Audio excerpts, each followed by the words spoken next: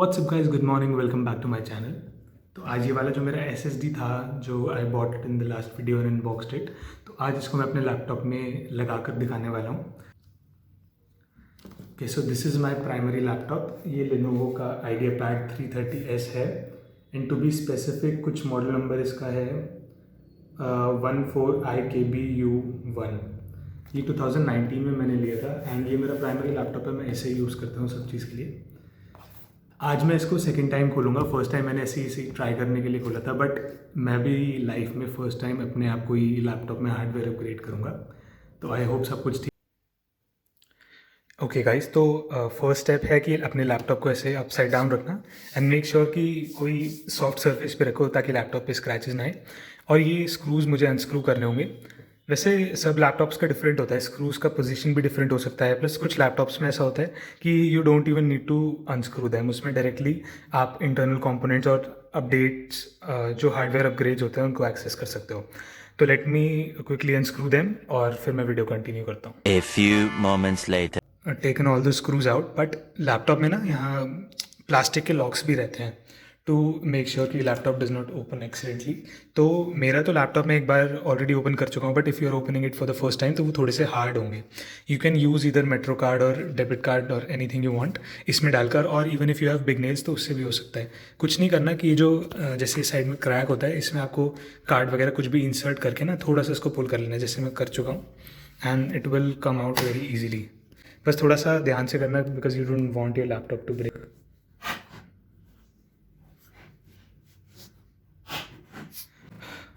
Right, so ये खुल चुका है हमारा लैपटॉप। सो कुछ ऐसा दिखता है लैपटॉप अंदर से। जल्दी से थोड़े से क्रूशियल कंपोनेंट्स में दिखा देता हूँ। दिस इज़ हार्ड डिस्क, ये बैटरी है, ये सीपीयू फैन है, एंड इसमें मेजर कंपोनेंट्स कुछ दिख नहीं रहे हैं क्योंकि ये कवर्ड है। तो इसको भी मुझे अनस्क्रू करना पड़ेगा। इसके अंदर ही मोस्ट प्रॉब्ली मेरा M.2 वाला स्लॉट होगा। ऑल्सो गाइज प्लीज़ नोट कि मैं ये हार्ड डिस्क रिप्लेस नहीं कर रहा हूँ, मैं इसके अलावा ये छोटा वाला SSD इसमें ऐड कर रहा हूँ। इसके लिए एक और पोर्ट नए लैपटॉप्स में मोस्टली दिया ही रहता है, जिसमें आप इसको ऐड कर सकते हो बिना हार्ड डिस्क निकाले। You also have option to remove this hard disk all together and इसकी जगह भी एक SSD लगाने। So I have remove this ऊपर का कवरिंग फ्रॉम द लैपटॉप। कुछ नहीं, बस 3-4 स्क्रूज खोलने थे। And now here is the main place, और यहाँ मेन चीज़ें हैं। इसके नीचे देयर इज़ द प्रोसेसर जो कि मदरबोर्ड में सोल्डर्ड है। This is another slot to add one more RAM. इसमें 4 GB रैम ऑलरेडी है जो कि मदरबोर्ड में सोल्डर्ड है, but I can add one more RAM इसमें। And this is the slot, I show you. ये है वो मेन M.2 का स्लॉट। एंड इसका पहचान क्या है, इसके against you will have this screw and इसमें ऐसे ऐसे करके कुछ होगा। तो आप क्विकली अपना SSD को इसमें लगा देते हैं। तो आपको क्या करना है कि ये SSD में एक आपको पिन होता है ना, ये जो वाला जो पिन दिखेगा, इस पिन को इसके साथ अलाइन करना है। ये यहाँ जो एक छोटा सा प्लास्टिक का कट है, इसके साथ अलाइन करना है और इसमें ध्यान से 30 डिग्री इसके एंगल पर इसको इंसर्ट कर देना है।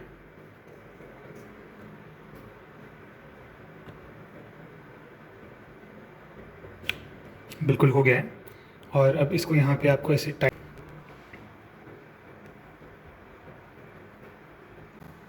तो गाइस, तो फिर वो स्क्रू मैंने पहले निकाल कर SSD को लगाकर स्क्रू वापस लगाकर इसको इतना टाइट किया कि बस ये SSD को प्रॉपर्ली होल्ड कर ले। बहुत ज़्यादा टाइट नहीं करना क्योंकि फिर मदरबोर्ड ख़राब होने का डर रहता है।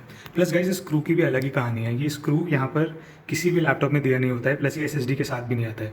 तो if you getting your SSD upgraded from a professional तो उसके पास तो एक्स्ट्रा स्क्रूज होंगे, बट जैसे मैंने खुद किया तो मेरे पास भी नहीं था। तो मैंने मदरबोर्ड से यहीं जैसे ये मेरा जो SSD वाला स्क्रू था तो मैंने ये निकाल के उधर लगा दिया। कुछ ज़्यादा फ़र्क नहीं पड़ता, बट हाँ, this is not recommended, but कुछ कर नहीं सकते। मेरे पास स्क्रू नहीं था तो मुझे कुछ करना ही था। तो अब वापस इसको जल्दी से लगा देते हैं एंड फिर लैपटॉप को स्टार्ट करते हैं। ओके, तो सर्च पैनल में राइट डिस्क मैनेजमेंट, तो ये कंट्रोल पैनल का create and format disk partitions वाला ऑप्शन आएगा, इसको मैं ओपन करूँगा। And here this is showing कि 232 GB का disk and 232.87 GB is unallocated. तो ये मेरा SSD है, तो अब मुझे इसको एलोकेट करना पड़ेगा। तो I simply right click and I go to this option saying simple new simple volume and इसको नेक्स्ट करूँगा।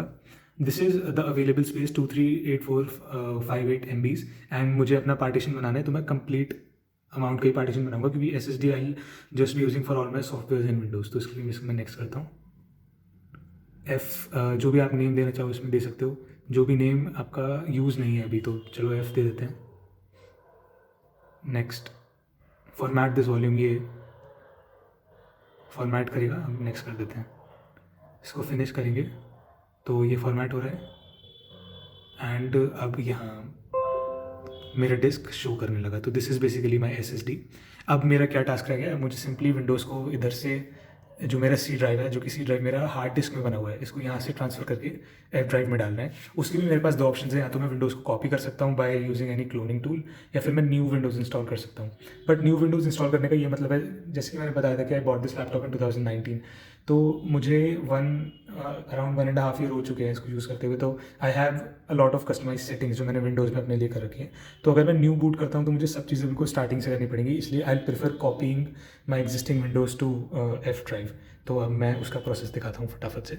Okay guys, so this is the software that you need to install to transfer your Windows from your hard drive to newly installed SSD.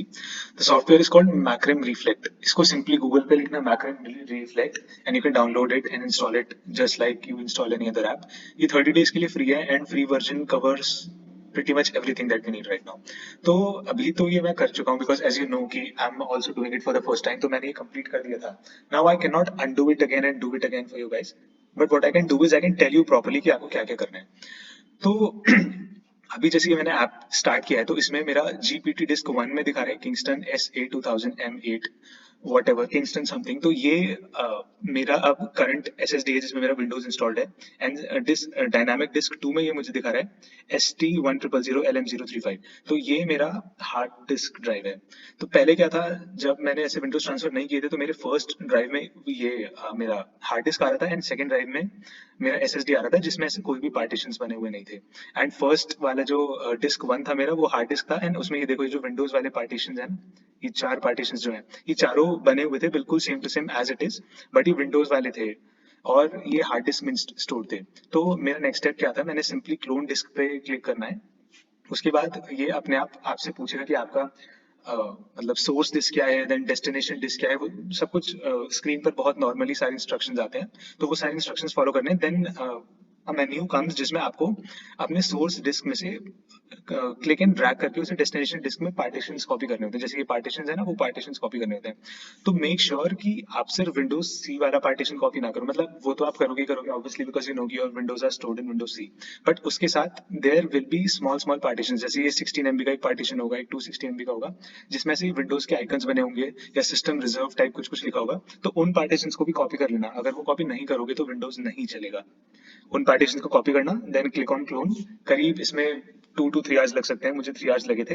And this is how pretty much you copy your Windows from your hard drive to SSD। And the next step is कि laptop को अपने SSD से boot करना, तो that will do from the BIOS menu. I just show you.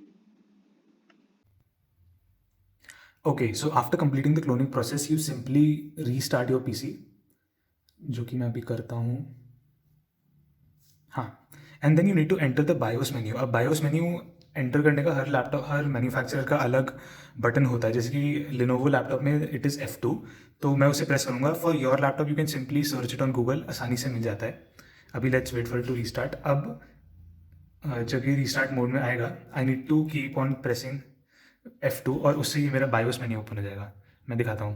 And there is information, configuration, security and boot. You need to go to the boot option. And as I said कि मैं पहले से कर चुका हूँ, इसलिए see there are options. First one is boot mode, that is legacy support. Then there is boot priority, that is UEFI first and UEFI। एंड अगर हम अपने EFI वाले मेन्यू में देखें, उसमें इट इज़ क्लियरली रिटन कि मेरा विंडोज़ बूट मैनेजर में ब्रैकेट में लिखा हुआ है Kingston SA2000M8250G, that is my SSD। तो बेसिकली ये दो ऑप्शंस हैं मेरे पास जिसमें मेरे विंडोज़ फाइल्स स्टोर्ड हैं।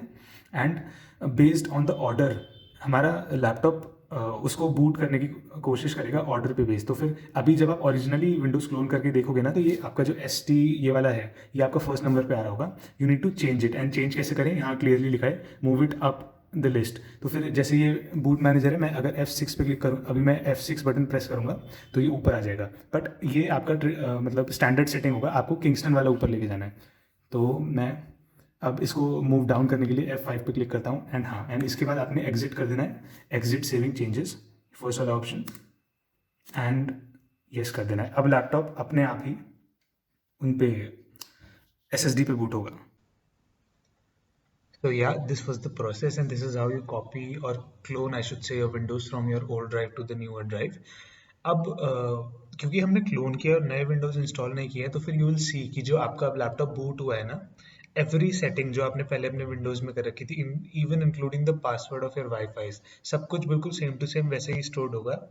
आपका विंडोज अगर एक्टिवेटेड था पहले, तो उसका एक्टिवेशन की भी लूज नहीं हुआ होगा, कोई भी सॉफ्टवेयर, जो भी पेड सॉफ्टवेयर या अनपेड सॉफ्टवेयर था, कुछ भी लूज नहीं हुआ होगा, सब कुछ एकदम परफेक्ट चलेगा।